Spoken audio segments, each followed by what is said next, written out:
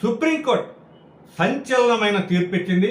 SC ST వర్గీకరణ అంశాన్ని ఇప్పటిదాకా అంటే 30 సంవత్సరాల నుంచి వాళ్ళంతా కూడా ఒక పోరాటం చేస్తున్నారు.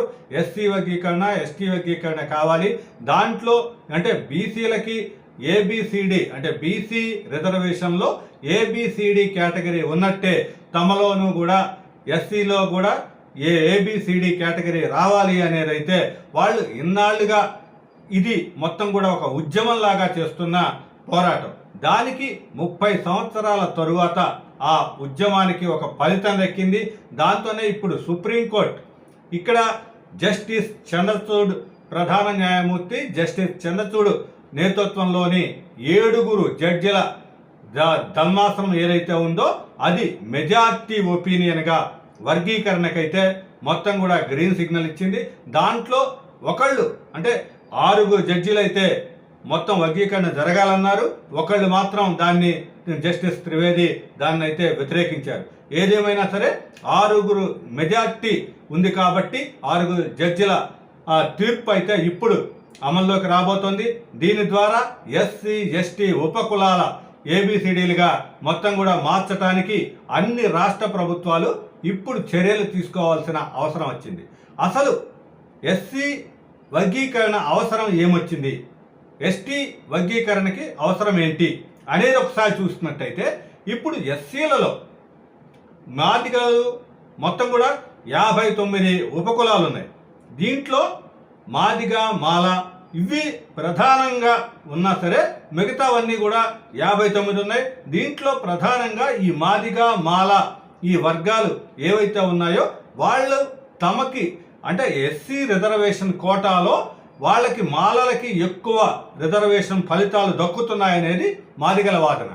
ఇప్పుడు దాన్ని అంటే సరిచేస్తూ మా దేశంలో మాదిగల జనాభా ఎక్కువ కాబట్టి మాకు తగిన ప్రాధాన్యత దక్కటం లేదు, మేమంతా కూడా వెనుకబడి ఉన్నాము అనేది ఇక్కడ పూర్తి స్థాయిలో మాదిగ వర్గం అయితే ఏదైతే ఉందో నాయకులు కానీ వీళ్ళంతా కూడా ఒక ఉద్యమం చేస్తున్నారు. ఎంఆర్పిఎస్ అంటే మాదిగ రిజర్వేషన్ పోరాట సమితి అనేది పెట్టుకొని దాని నుంచి కూడా వాళ్ళు పూర్తి స్థాయిలో ఒక ఉద్యమాన్ని నడిపారు.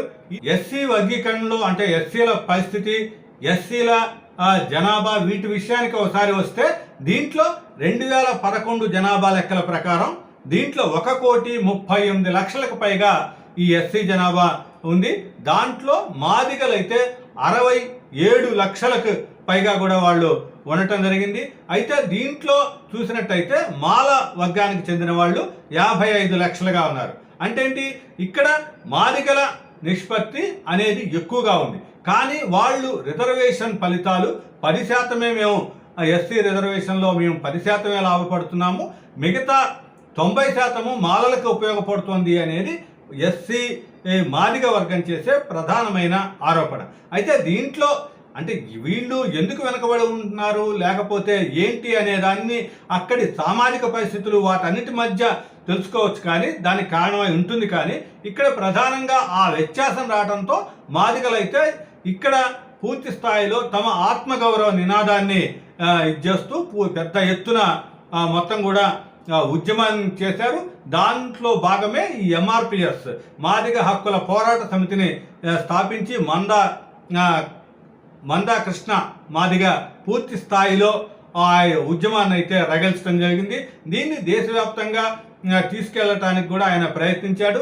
ఆంధ్రప్రదేశ్ ముఖ్యంగా ఉమ్మడి ఆంధ్రప్రదేశ్లో ఈ ఉద్యమం మొదలైన తరువాత తెలంగాణ ఏపీల్లో కూడా ఇది కొనసాగిస్తూ వస్తున్నారు. అయితే ఇక్కడ ఎస్సీ వర్గీకరణ అంశానికి దాదాపుగా అంటే ఎస్సీలు మాదిగల యొక్క ఓట్ల కోసం పూర్తి స్థాయిలో అన్ని పార్టీలు కూడా వాళ్ళ వైపు ఉండే పరిస్థితి కూడా వచ్చింది.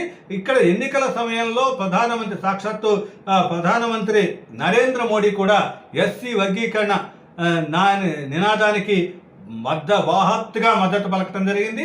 దాని ద్వారా ఆయన ఒక కమిటీ వేస్తాను అని చెప్పడం కూడా జరిగింది. అయితే ఇదంతా ఫలితము ఏంటి, ఇప్పుడు కేంద్రం కూడా సుముఖంగా ఉండటం, కేంద్రం ఒపీనియన్ కూడా వర్గీకరణకి అనుకూలంగా ఉండటం, వీటి ఫలితంగా ఇప్పుడు సుప్రీంకోర్టు కీలకమైన తీర్పు ఇచ్చింది. ఎస్సీ ఎస్టీ వర్గీకరణకు ఎవరైనా రాష్ట్ర ప్రభుత్వాలకి హక్కు ఉంది. వాళ్ళు ఎస్సీ ఎస్టీ వర్గీకరణ చేయాలి, దాన్ని అనుసరించి రిజర్వేషన్లు వాళ్ళకి అమలు చేయాలి అనేది అయితే ఇక్కడ సుప్రీంకోర్టు స్పష్టంగా చెప్పింది.